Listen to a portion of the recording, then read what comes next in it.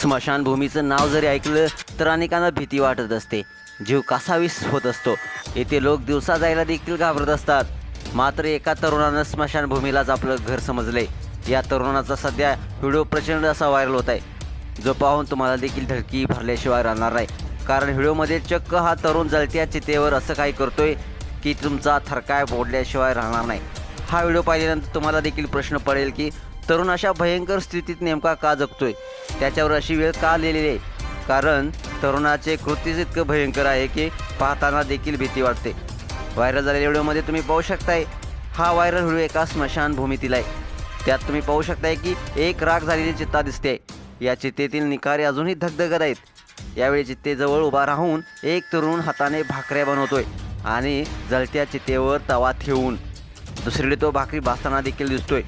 अशा प्रकारे चितेच्या धगधगत्या निखाऱ्यात तो भाकऱ्या भाजून घेतोय.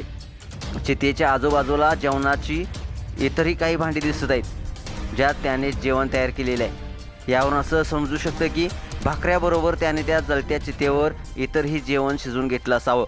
धक्कादायक बाब म्हणजे हा तरुण स्मशानभूमीतच तंबू ठोकून राहतोय.